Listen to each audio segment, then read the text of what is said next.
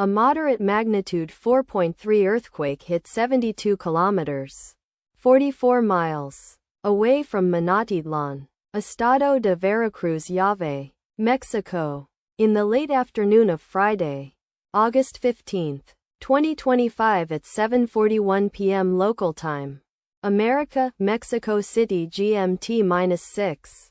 The quake had a moderate depth of 142 kilometers, 88 miles, and was reported felt by some people near the epicenter.